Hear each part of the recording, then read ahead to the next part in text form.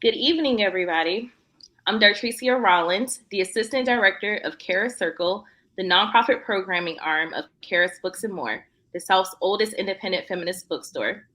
Tonight's event is co-hosted by the incredible Auburn Avenue Research Library on African American culture and history. Some quick housekeeping. If you've not already purchased the book, you may do so via the teal button at the bottom middle of the screen. And if you have a question for the panel, please put them in the Ask a Question box at the bottom center of your screen. If you see a question that you like that someone else has asked, you can upvote it to make sure it gets seen. And if you would like to watch the virtual event with computer-generated captions, please watch in Google Chrome and enable captions. Tonight, we're celebrating J.T. Roane in conversation with Adam Xavier McNeil for a discussion of Dark Agoras, Insurgent Black Social Life, and the Politics of Place, a history of Black urban placemaking and politics in Philadelphia from the Great Migration to the era of Black Power. In this book, author JT shows how working class Black communities cultivated two interdependent modes of insurgent assembly dark agoras in 20th century Philadelphia. He investigates the ways they transpose rural imaginaries, about the practices of place as part of their spatial resistances, and efforts to contour industrial neighborhoods, in acts that range from the mundane acts of refashioning intimate spaces to expressly confrontational and liberatory efforts to transform the city's social and ecological arrangement. These communities challenge the imposition of progressive and post-progressive visions for urban order seeking to enclose or displace them. JT is the author of Dark Agoras from the NYU Press. He's assistant professor of Africana Studies and Geography and Andrew W. Mellon Chair in the Institute for the Study of Global Racial Justice at Rutgers University. He is a 2022 Social Science Fellow at the Institute for Advanced Study. He is also at work on an experimental short film titled Plot, with support from the Crossroads Project at Princeton University. Adam Xavier McNeil is a doctoral candidate in the Department of History at Rutgers University, New Brunswick. McNeil regularly interviews scholars on the New Books in African American Studies podcast, part of the New Books Network. Please welcome JT and Adam. Thank you. Thank you. Hey, we here. Dartricia, thank you so much for this opportunity and also for making this happen, because it was literally just to give folks like a quick grounding. I literally came into the bookstore and I was like, hold on, JT book just came out. And I ain't trying to buy it from like Amazon. And so I was like, let me go slide by here in Atlanta to see if I could find it. And so it had just come out, like, actually I think that day. And so they didn't have it. But I was like, y'all should really get this brother JT on. He on this Wicked book tour. See, Wicked, I just said Wicked. This is how I know I've been in New England recently. But I was like, they need to come on and get this brother on for a book talk. Little did I know I would be the person that gets to interview him. But I am so happy to be here with you, JT, and to just talk about your book. And but when we met, you were at a different institution, and now you're one of my professors at Rutgers. So I'm glad that God brought us all together right here. And so just wanted to tell you congratulations on this amazing book that we have the privilege to talk about here today. And make sure y'all please purchase this book. Please purchase. Thank you. Thank you so much. I really appreciate it. Dartricia, thank you. Thanks to the bookstore. And thanks to you, Adam. I really do appreciate you. Genuinely. Yes, indeed. Yes, indeed. And so, y'all, how this is going to work, we are going to have a conversation for give or take about 30 to 35 minutes. And then the balance of the time is yours. So I can't actually see, I don't know about you, JT, but I can't see who is all here participating. So please show us, who you are in the chat here that we can actually see. Show us some love and show us where you're coming from. And please get your questions ready and in the ask question bar on the bottom right, and we'll be able to get in, and I'll be able to ask the questions to JT for you. And so to get us started here, JT, I asked you before to get something ready. So can you please have a selection read out to the audience here to kind of set the groundwork for really what you're trying to let the audience know you're reading, and now your Charis bookstore audience to know what Dark Agoras is really about, at the true essence of it. Thank you for that. Let me try to share my screen. If that actually, I don't see that anymore. Oh, here it goes. Okay, Yep. give me 1 second, folks. Yep. Okay, I don't see it. So what I'll focus in on. Actually, I'm gonna go with what you pointed out. So the book really follows the ways in which Black communities in the Tidewater, Virginia, and in other places in the South, their spatial practices in relation to plantation ecologies and plantation geographies, and that original kind of enclosure and violence and ecocidal violence and anti-Black violence, how their practices to create worlds and socialize within that place and geography is translated in relation to great migration communities in Philadelphia, and the ways that that goes on to shape Black power, Black politics, Black spatial politics, at least up through Black power, at least up through the 1970s and the early 1980s. So what I want to actually read from is a portion of some of this stuff that comes out of the slavery portions of the book. And so I want to focus in on many folks who is, to be frank, if I could be frank, just a badass. Like, honestly, when we imagine a Black woman who was born into slavery and who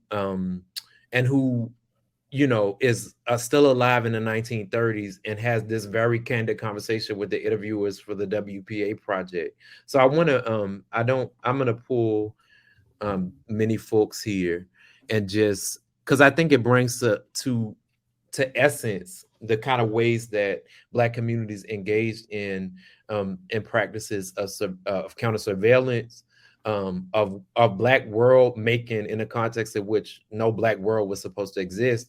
And again, as a kind of precedent for the types of expansive world making that Black communities engage in when they get to Philadelphia. So in her 37 interview, many folks describes the ways that enslaved folks in Virginia use, quote, a great big iron pot that they put at the door to dampen the sounds of their worship and to prevent capture by what she termed old patty rollers or slave catchers, who, quote, would come and horsewhip every last one of them just because those poor souls were praying to God to free them from that awful bondage.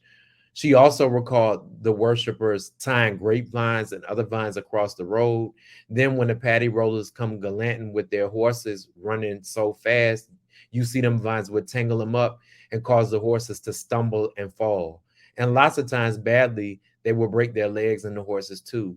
One interval, one old poor devil got tangled up and the horse kept carrying him till he fell off the horse. And the next day, that sucker was found in the road with them vines was wound around his neck so many times. Yes, it had choked him. They said he was totally dead. Serves him right, because them old white folks treated us so mean. And I have a quote as well on in the first chapter, in the opening chapter, with folks, just describing literally her desire as a Black person who was living in the 1930s and who was experiencing very poignantly the Depression, saying quite candidly, telling the interviewer, Lord, I hate white people, and the flood waters are going to drown some more of them. I think what's interesting to me is, first of all, the kind of direct confrontational relationships that we see enslaved folks were engaged in. I think an intimate plant knowledge that we can garner just from this passage that I read from, to know which vines would trip a horse is an intimate knowledge of the forest. To know also the counter surveillance technologies, ubiquitous in the narratives that describe the antebellum period is the use of these great big iron pots or these wet blankets around the kind of hush arbor clearings that enslaved folks use. And also, I think it's critical that she describes the ways in which Black communities are like like outside of our imaginations of Christianity as this kind of pacifying force. She's like, no, like we were there praying for God to free us, not next week, not down the road. Heaven is not some far off thing, but saying no, we want freedom now, and praying to God for that. So I think that's one of my favorite moments because it's a very explicit relationship that describes a Black geography, that describes the possibilities of a Black geography that are derived through these counter surveillance measures, through other measures of Black social formation. And again, I think these are the kind of seeds and origins within the U.S. context and in the Americas in general of a counter vision of Black place. So thank you for that question.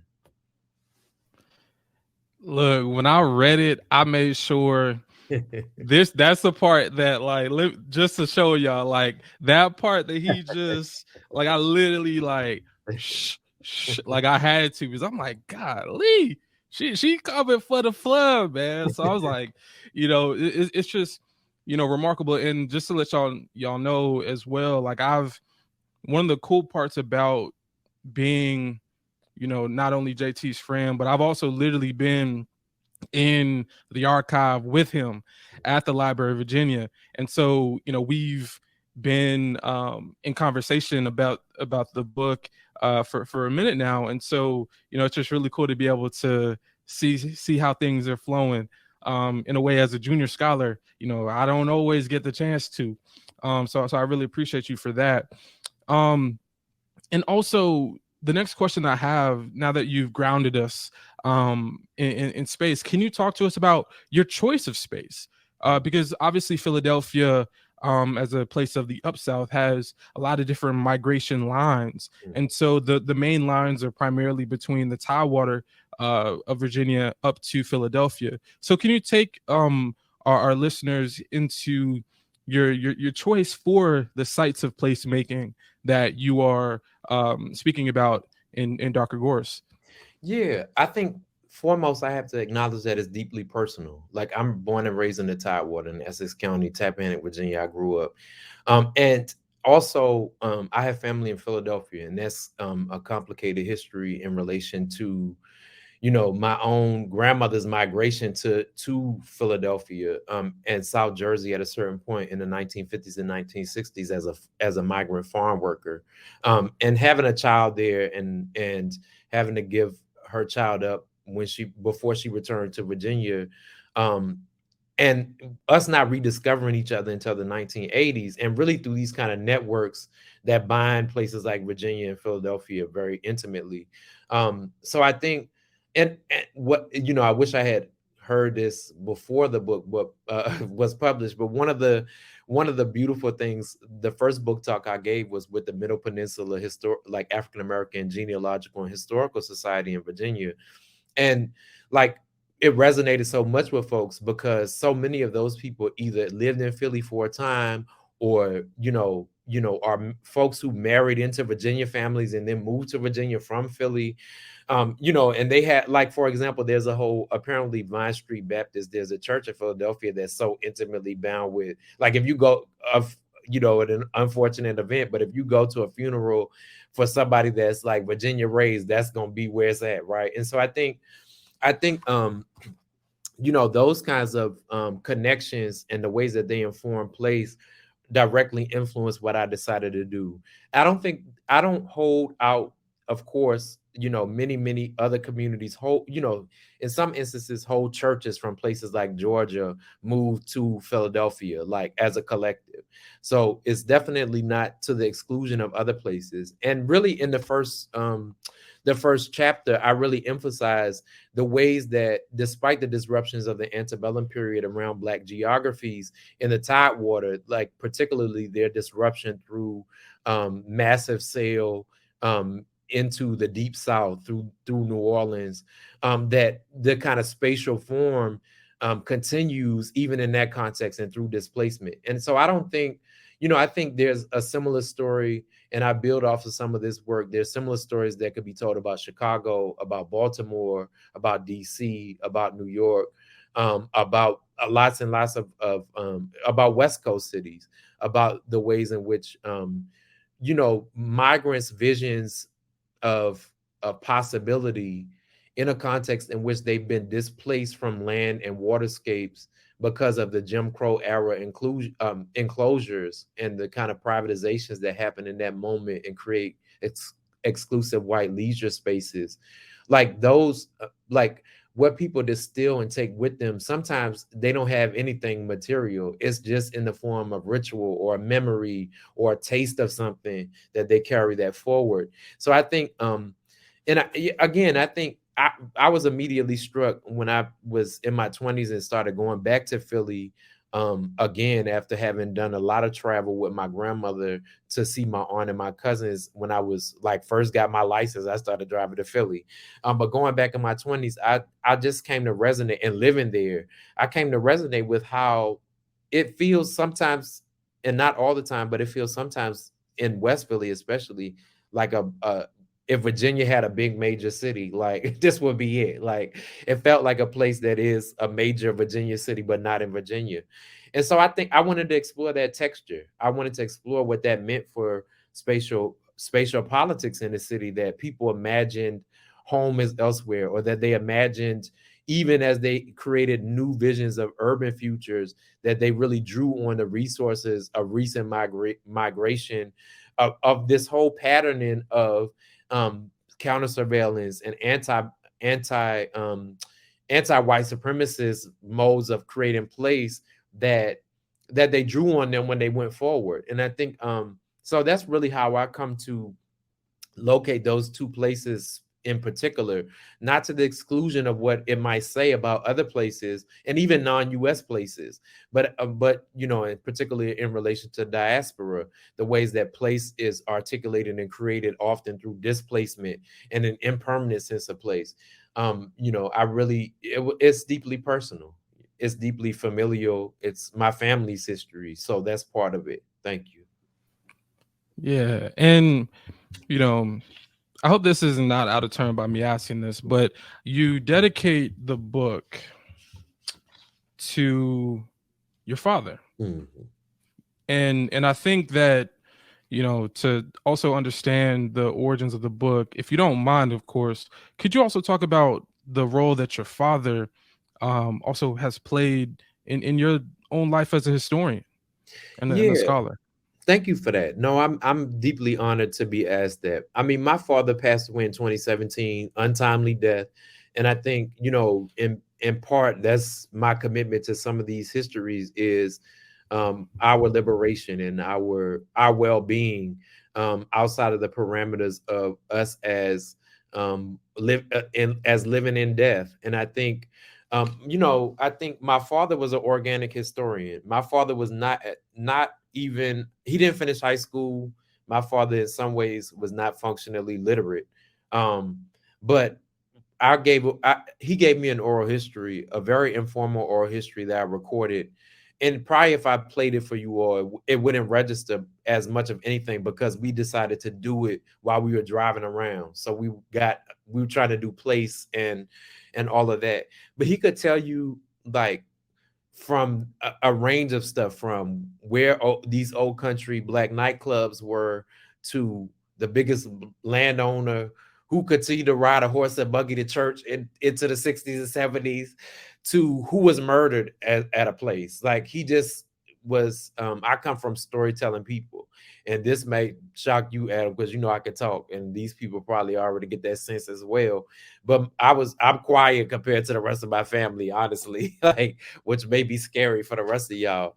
But I come from a family of storytellers, and I take that with me. I think that's my narrative power as a writer, comes through that. I hope to, especially as books go forward, the dissertation book sometimes is harder to strike this voice in, but I hope to carry that voice forward. It's my right and power. I think when I went to graduate school, um, a certain kind of countryness, a certain kind of relationship to a rural southern place, Virginia, I felt or was made to feel was not an asset. Let's put it that way, right? But I had through writing workshops and other things come to realize actually that's the only thing anybody want to hear about. You know what I'm saying? Like that's the meat of it of voice for me is that the capaciousness of black language, the capaciousness of rural black modes of discussing things. I'm reminded here of thinking about Erica Edwards' recent book, and one of the chapters is on June Jordan, and she really engages June Jordan's conceptualization of black English versus what Jordan calls white English, and Jordan understood that white English, and what she meant by that is this power laden language that's considered the norm, like that carries so many euphemisms for violence and murder and hides it in plain sight through calling it something else. And what she underscored was that black English has all of this analytic and descriptive power that exceeds that, and that isn't hindered by that, because black folks continue to engage in their own expressive cultural invention. And I think I'm an heir to that. I think rural black people have so much to say about place and politics, but that is not something that is centered and often put at the front of what is considered the primary mode of discussion. So thank you for that. Yeah, my father I carry with me as the voice in my head of how to write differently. So thank you. Of course. And I think the last two answers, I think, really, along with your reading as well. And once again, part of the reason why I wanted folks to hear JT talk is, as he just said, to bring his own family story into it, but also to bring his literal voice into the story too, so that when the time comes that you buy the book, and we know you're going to, that you can read it with his actual voice in mind too. So just to let y'all know, on a little inside baseball there. Now I will say, Dark Agoras. I've heard dark before. Agoras, before I read your book. What is that? So I'm not gonna ask it like that, but can you actually talk to us about why you, for a book about insurgent Black social life and the politics of place, titled Dark Agoras? Tell us why. Yeah, so I didn't come up with my title, and I think single authorship always kind of belies the complex communities that are part of your work. And so originally, when I was just talking through what I was talking through and how I was thinking about it, my partner came up with Black Agoras, and then my good friend Naja Cunningham came up with Dark Agoras as a kind of play on that. So agoras in the context of the Greek city-states in the ancient Greece were spaces that were associated with the citizenry, as opposed to workspaces associated with women and slaves in particular. And so dark for me qualifies that. And I really, most of the places, especially when the book turns to the Philadelphia, which is the bulk of it, the major kind of portions of it, really center these spaces that shadow the kind of normatives and prescriptive civic and social life in the city. So I look at those in contrast to, for example, what dominant urbanists like planners who gained ascendancy in Philadelphia in the 1940s, what police, what politicians, what they view as the place of Black life. Just to sort of truncate that in a very specific way, I think so many of those folks, even when they weren't committed eugenicists in the way that we often understand eugenics as tied to forced sterilization and other kinds of reproductive violence and racism, even though they were often like politically considered antithetical to the eugenics movement, they were equally committed to ridden cities and ridden American life of certain forms, especially of Black life, right? And especially of forms of Black life that were associated with rurality, with plantations, with histories of Black landscapes that they couldn't make sense of, and understood really through a kind of dominant sociological theory that ascends in, you know, in the 20th century, from the late 19th century into the early 20th century. What they understand is really just what needs to go, what needs to be removed, what needs to be extracted from the city in order for the city to flourish.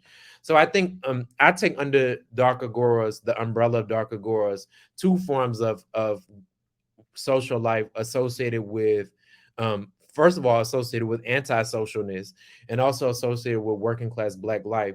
So on the one hand, the underground spaces associated with numbers running, gambling of all kinds, illicit drinking, illicit sexual cultures, and all of those things. And in relation to what I, you know, term, following a number of scholars, you know, the kind of set apart geographies in Black life. So in a continuum from things like storefronts that are already emerged in Philly by 1899, at least when Du Bois describes them, to the interwar kind of mass movements, like including Father Divine's Peace Mission, and then also MOVE in the later 20th century, organizations like MOVE. I take them as an umbrella because I think, under one umbrella, because I think they open a different axis of urban life and urban social reproduction and urban futures and futurity. People that are part of these worlds are not necessarily looking for to be integrated into the city in a certain kind of way. If you leave the underground, you know, I think about the managers in the that I begin the chapter on the Peace Mission with. They start out as bootleggers, right? It's after Pearly manager, the husband who's interviewed along with his wife partially by Arthur Huff Fawcett, the first Black folklorist with a PhD in the U.S. context, interview as part of his Black Gods of the Metropolis book, which comes out in 1944. And they leave a life of bootlegging and they go join this other really equally marked congregation, not associated with the street, but associated with what is marked as a cult. So, like, what is that axis of Black life? Like, what does that geographic and spatial axis open up for how we think about the city and how we think about working class Black communities as visioning the future of the city? It is quite different than wanting to be integrated into suburban life, or wanting to be or wanting to have even access at a certain point when before public housing is marked and racialized and marked for, you know, kind of a destructive world through its intentional obsolescence and impoverishment. Like it's a different axis, and I think it's a critical one for understanding how Philly politics are shaped, and again up through Black power. So that's what I understand, and I think about stuff like, you know, like kind of classic Black studies stuff as well. And so I was like, that's a good title. I'm gonna run with that, like with other folks. So thank you for that question.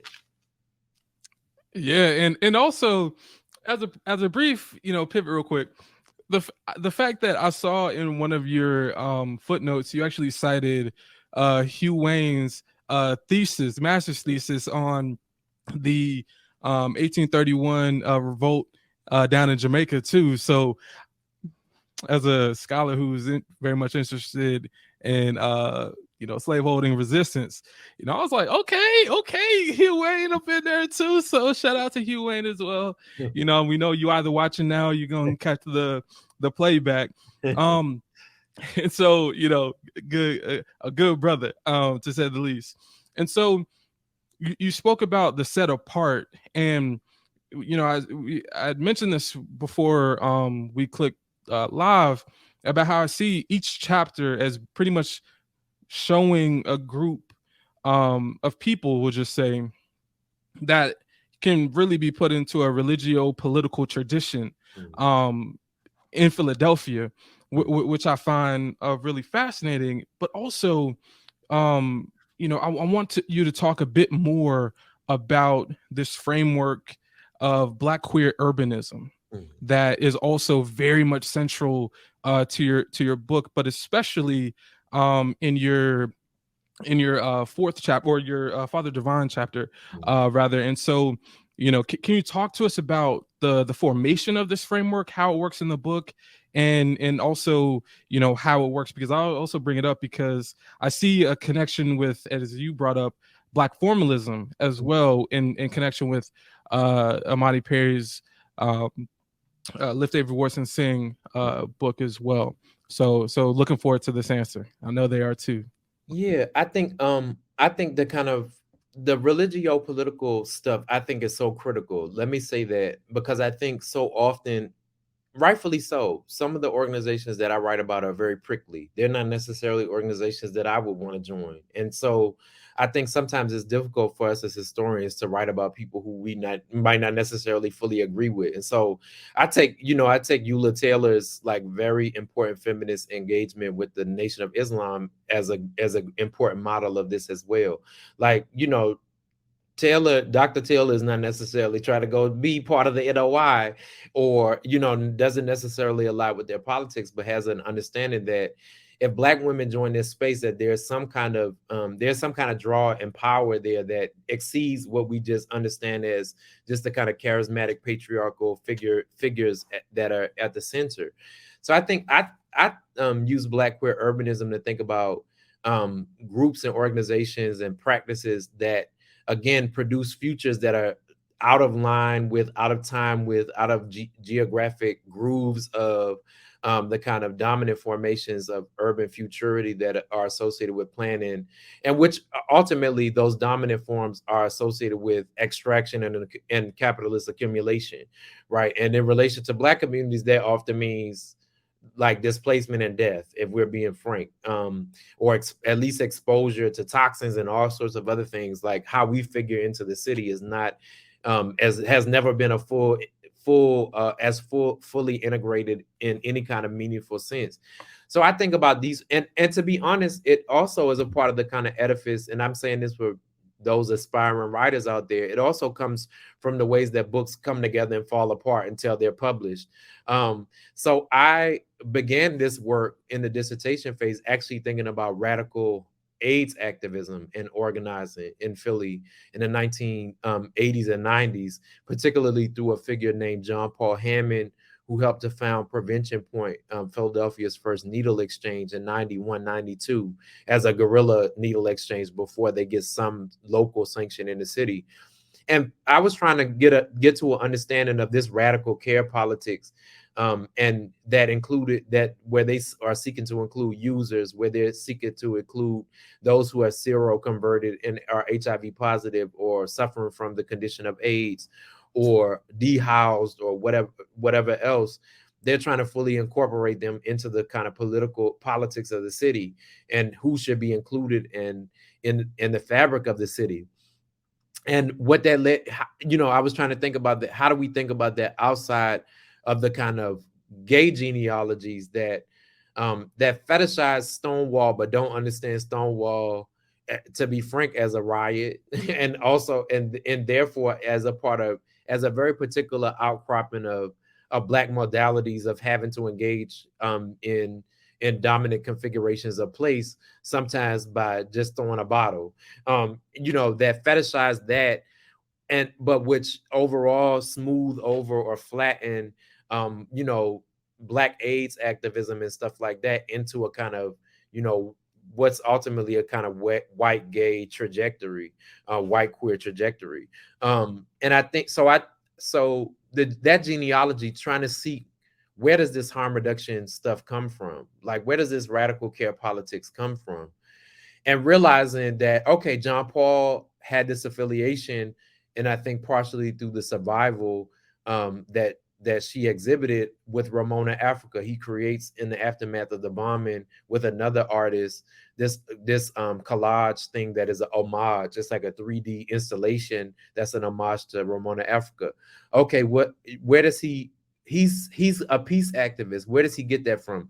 Oh, wait, his father came through the peace mission movement in the 1930s, right? And like, so I think I started to put this genealogy together, And then, of course, like books, as they often do, I started to try to put it all together. And I was like, actually, this doesn't, the 80s and 90s are such a distinctive in terms of space and politics period in Philadelphia and in the country at large, that it became another story. And so I think that's part of why I still held on to Black queer urbanism, though, because I think what it opened about these lines of flight that do not collapse into easy integration, that don't adhere to the kind of historiographical parameters that we've accounted for, even in capacious notions of civil rights and Black power history. These folks fall at the edge of that at the very best. Move is often portrayed just as bombed out victims. Father Divine and them, seen somewhat in light more recently as civil rights, like a leadership in terms of civil rights, but still marked as out there and, or to use a pejorative term, crazy. What would taking them seriously mean? And so that, again, Black queer urbanism opens up this kind of, that's the kind of praxis that comes out of and is grounded in Dark Agoras as these spatial figurations. So that's how I come to that. Thank you for that. And once again, folks, just to give y'all a quick heads up, in the next, give or take about 8 to 10 minutes, we're gonna pivot to the audience Q&A. So remember, in the lower right hand side, the ask a question bar right there, ask a question, and we'll make sure to get it to JT here. And so with the amount of time that we have left, I'm glad I got your phone number, bro, because I got a lot of questions to ask you, like for real. For real. So I'll ask this one. I'm also very interested in confrontations as well, because throughout the book, especially in the final about 3 to 4 chapters, there are oftentimes confrontations with members of the set apart, as you describe, and members of, even, shall we say, Black bourgeoisie or other empowered groups in the city of Philadelphia. Can you actually talk about, and you had talked about the ideas about futurity and space as well. So can you actually talk a bit more for the audience about some of those confrontations as well? Because I see them not only as a geographic, but also an intellectual form of warfare as well, about the futurity of urban space, especially in a place like Philadelphia. Yeah, thank you for that. Well, I think there is a real tension between bottom up working class Black configurations of power that often rechannel reproductive labor, that rechannel like community and communion into potentially subversive forms, and the forms of power that also try to take ownership of that bottom up power from the top down. So I think a lot about, so for example, during the 1964 riot, that is a kind of open moment of tension between acknowledged civil rights leadership and working class Black communities associated with both the underground and the set apart, in the kind of, in the sense of the set apart as religiously heterodox or unorthodox. And so after Odessa Bradford, police attempt to arrest Odessa Bradford, who's embroiled in an extended domestic conversation, we'll say, with her husband. She refuses to move from an intersection along Columbia Avenue, one of the kind of main strips of nightlife in North Philly. And when the police try to arrest her and she resists, they violently arrest her, and that attracts crowds. And those crowds are primarily drawn from what's considered by police in this period as the city's primary underground section of the city's underground. And so, the police mark them as drunk revelers in this kind of these tap rooms or bars along Columbia Avenue. So when they try to arrest her, people amass, and then the police's response is to send in a lot more police, because there had been a 1963 similar disturbance, And also, of course, just months before this is the 1964 so-called riot in Harlem. So that Mayor Tate comes up with a whole strategy for trying to sequester, to stamp out these kind of rebellions, urban rebellions in Philadelphia. But that backfires. So when they put in a mushroom of police, a whole bunch of police flood the area, that that it further incenses the crowd. Um, almost like 20 or 30 minutes into this, as more and more people gather, people start to throw stuff from the rooftop. They demand that she be released. Eventually, so-called radical exhorters who are associated, at least in the police records, with Islam, with Black Muslims, are supposedly yelling to the crowd and spreading a rumor that a pregnant Black woman had been murdered, which did not happen. In the immediate aftermath of that, you get tried and true local civil rights leadership, including Cecil B. Moore, for whom Columbia Avenue has subsequently been renamed. I think that's that's part of what I'm trying to get at here. Try to calm the crowd down. And part of what they do is they go and he convinces the city to release Odessa Bradford from jail in order to take her around with, in a vehicle with a horn saying she was not murdered, she's right here. People's response to that is to throw stuff at him. They throw stuff at him, they confront that directly, they call him epitaphs that are associated with being like basically an Uncle Tom. And that gets at is the tensions between a charismatic leadership associated with civil rights and even Black power, and bottom up formations that those charismatic power formations that they latch onto. Because he tries to, as Matthew Countryman's Up South work shows, Cecil B. Moore tries to parlay that into a dialogue with the city in an attempt to basically get more concessions from the city for the paradigm of integration.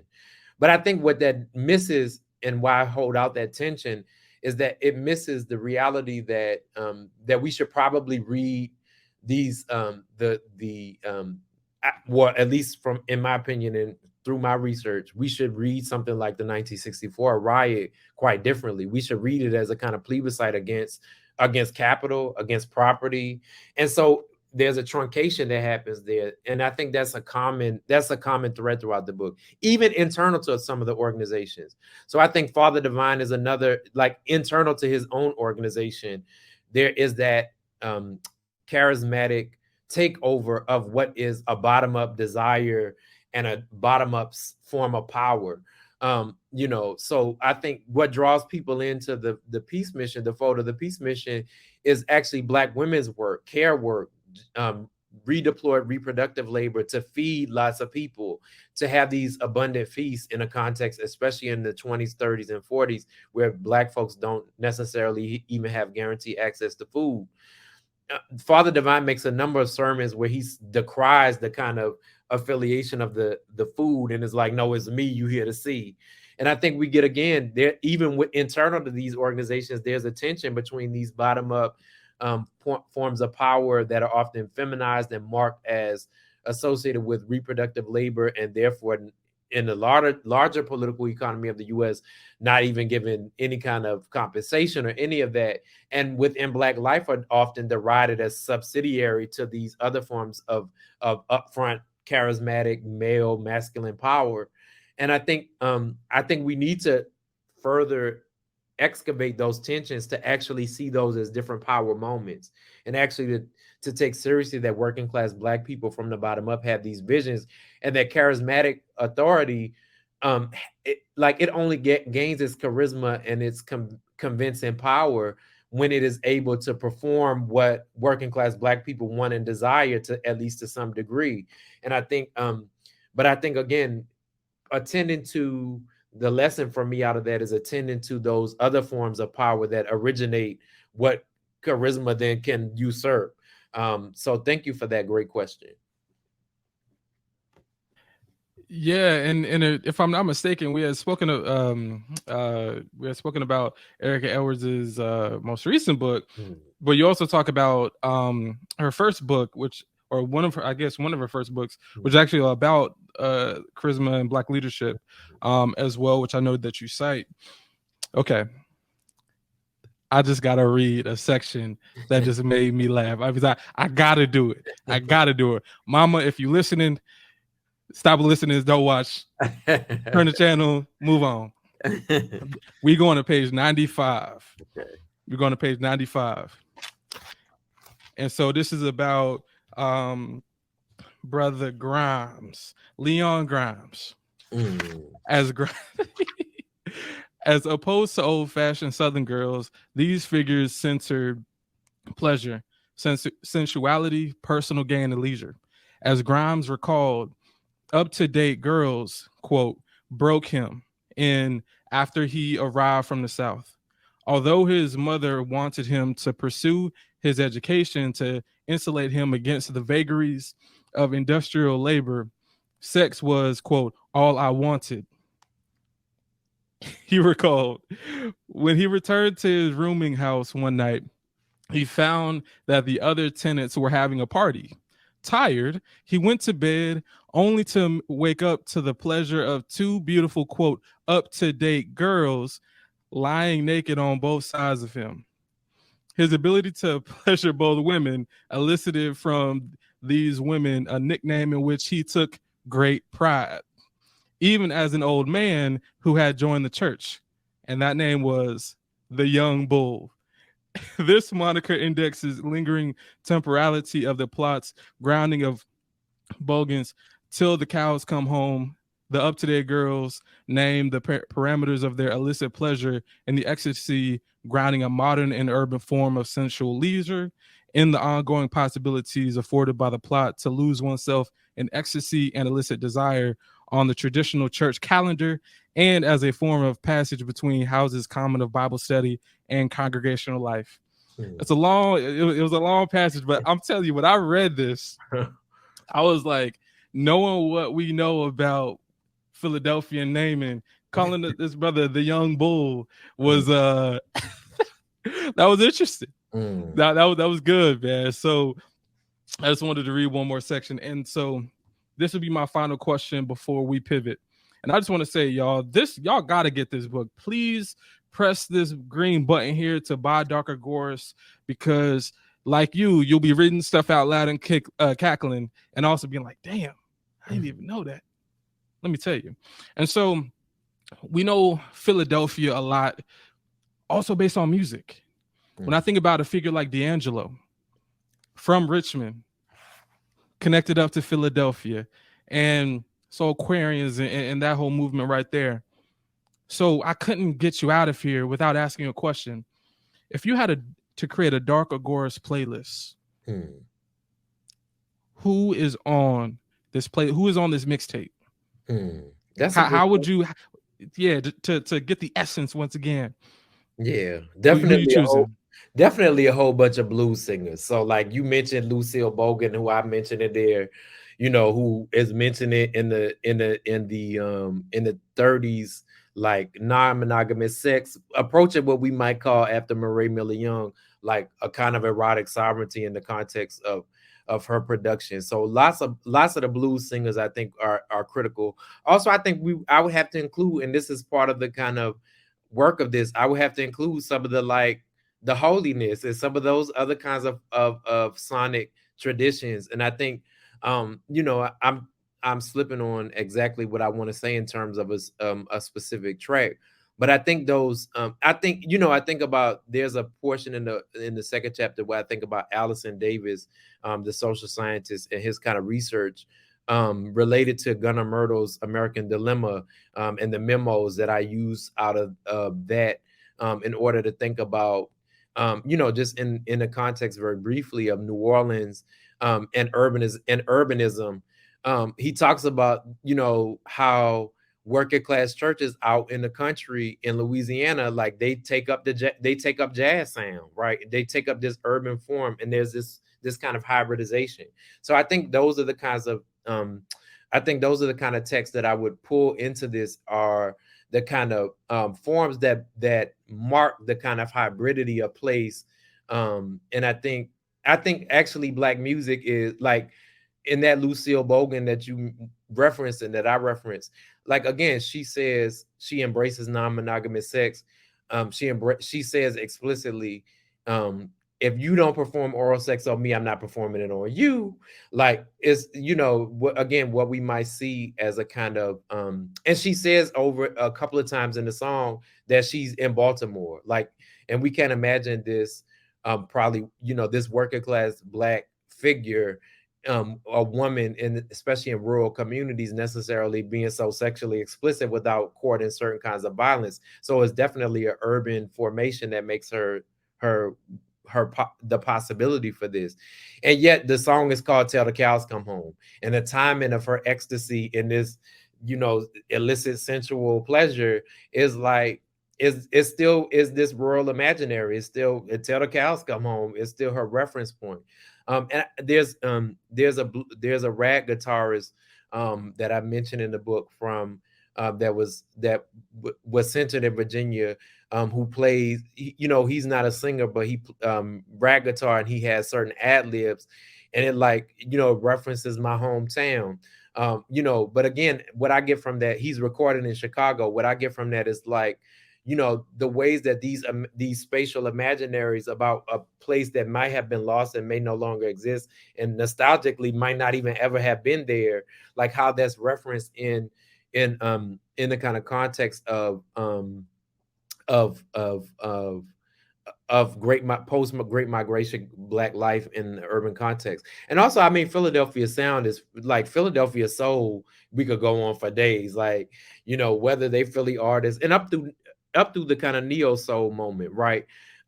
One thing I will say, like, I recently for the first time talked about this book in Philadelphia. Listen, in Philly, they boo Beyonce. And if they'll boo Beyonce, they'll definitely boo my ass. I think, like, Philly got a rich tradition of music, but notoriously back in the day on the neo soul circuit, if you wasn't good, they would tell you about yourself, right? So anyway, just thinking about musical cultures in the city and all of that, really critical. So thank you for that question, and for allowing me to, like, just play with that. So thank you. Look, your advisor is, at UVA was none other than Dr. Claudrina Harold. Yes. And so I couldn't get out of here, especially off of her most recent book, to not talk about Black music and such. And so this is just as amazing. And so we are now gonna pivot to audience questions. And so we have our first question here from our guest Rhonda. Can you share your reflections on any connections/disconnections between Black world making and the Underground Railroad? Or is there any relationship between pre-Civil War Underground Railroad networks and the late 19th century Black world making in Philadelphia or other major urban centers? Yeah, thank you for that. I don't explicitly address the robust Black communities too much in the book that exists prior to the Great Migrations period, but I think some critical key aspects of it is that many of the kind of formations that are associated with Dark Agoras are in formation already by the 1890s in Philadelphia, and they're definitely coming out of a context of um, of of those communities that are free in the context of Philadelphia, prior to the Civil War. I think now I think that Black communities who emerge in that come to the city and that emerge and burgeon in the city after the 1890s, like, they bring a different frequency to social institutions, but they do often join social institutions that were created prior to their being there. So I think about um, Charles Tinley, for example, one of the pastors that I cover in the work, who notably wrote "Lift Every Voice and Sing." I mean, who notably wrote "We Shall Overcome." Sorry, we saw about the Black National Anthem, so I'm there. But Tinley wrote that he wasn't an enslaved person. He was born free because his mother was free, but he basically lived an enslaved person's life because his mother died when he was very young, and so he was rented out basically as a slave, because his father was a slave and he couldn't care for him outside of that hiring out relationship. He goes to Philadelphia in the early 20th century, late 19th century. I think after the kind of Underground Railroad, he starts out as the kind of like the groundskeeper at the church that he then becomes later in the early 20th century and up through the 1920s, like one of the largest congregations in the city. And I think he draws so many migrants in part because he's able to reference the history and the landscapes of slavery and all of that, the plantation, and he's able to draw people in into his congregation in part because of that.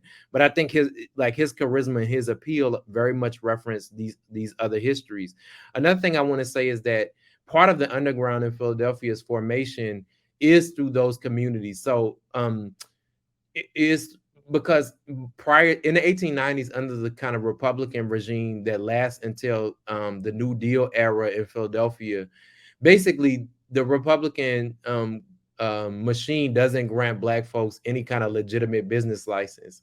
So like 90% of the businesses in Philadelphia, even stuff that we might consider like what should be a legitimate business in the from the 1890s into the early 20th century, are actually illegal businesses just because the city won't grant Black people viable options for having businesses. I think those are I also would say that the helping tradition, this kind of tradition of Black people can come from anywhere and find other Black people that will put them on in terms of housing, put them on in terms of food, all of that. I think that is very much definitely a legacy of those kinds of relations that are founded in the era of like the kind of runaway communities, maroon communities that really are a central part of Philadelphia's history. So I think in all those ways, the kind of ethos of that those worlds are definitely, in some ways, they're the groundwork that then later migrants come and graft their newer frequencies on top of, and they remix them. So thank you for that question. Thanks. And we also have Yolanda Brown, who suggests to us here. I encourage the readers to also check out Wayward Lives, Beautiful Experiments. That book speaks to some of the same topics: migration, sexual agency, and Black culture. And to make it even better, she even included a Charis Books link as well. So thank you for that too, Yolanda Brown. And before we wrap it up here, and in case anyone wants to ask any more questions, we've been allotted some extra time, so please use the ask a question bar. Thank you, Dr. Brown, or thank you, Yolanda Brown. You may be a doctor. But to you, JT, let me ask you this. You spoke recently, or you spoke a few minutes ago about Philadelphia and your connection to the place, and the experience of possibly, maybe, who knows, getting booed, if they go boo Beyonce. Mhm. So can you actually talk to us a bit now, before we head out, about not only what Philadelphia means to you, but also what does Dark Agoras tell us about spatial placemaking today in Philadelphia? Yeah, I mean, my well, first of all, I continue to have family in Philadelphia.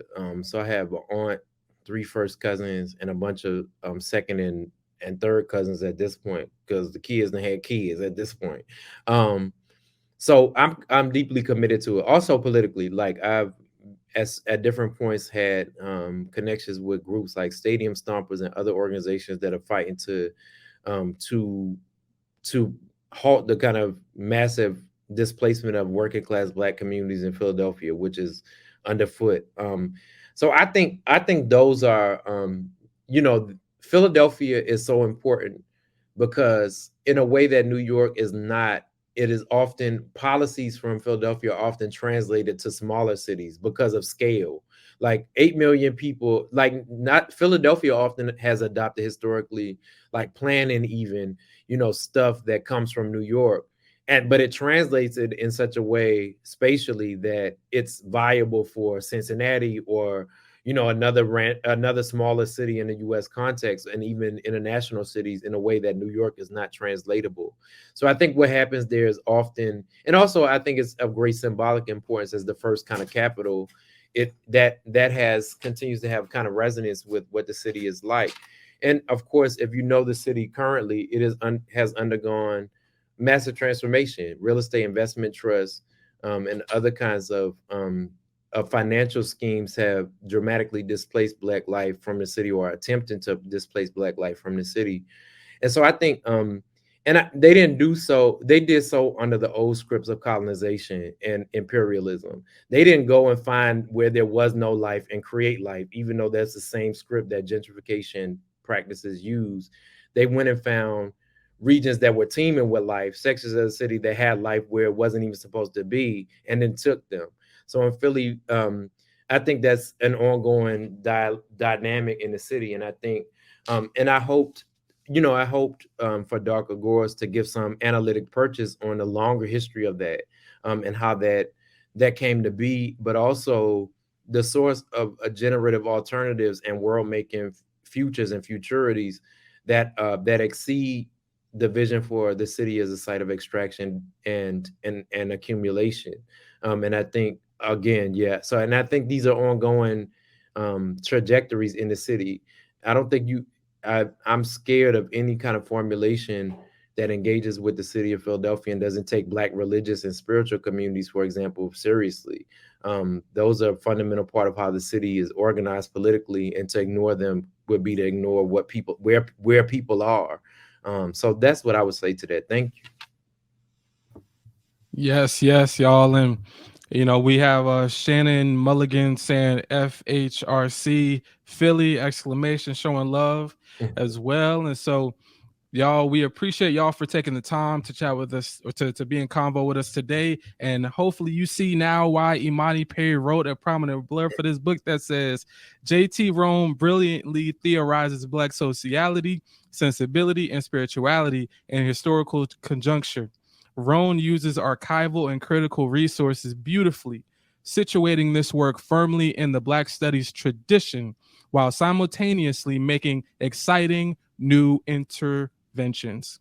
Most of all, Dark Agoras is a stunning story of insurgent world making that will have a significant impact on the world of ideas. And I think that's a great way for us to end for today. And I'm going to pass this baton, and maybe for those who might be doing it, let me stop. Let me not do that. And to Dartricia as well. So thank you so much. Thank you so much, Adam. You're such an incredible interviewer, like really incredible interviewer. And JT, wow, Adam was not kidding when he's like poetics. Yes, okay, you're not fucking around with the words. No, truly, a really, really beautiful and incredible event. I really appreciate y'all so much. I'm reading the book now. I love it. I think y'all will love it. If you have not already, please buy the book. And the event is recorded, so it'll be available for replay, because you might want to go back and replay immediately. It'll also be archived on our YouTube channel with closed captions. The chat will also be here available. I dropped a few book links to some of the references that JT made, so you can come back and look through those. And yeah, thank you all so much for a really great event. Thank you. Thank you. Be easy, everybody. All right. Good night, everyone. Good night. Good night.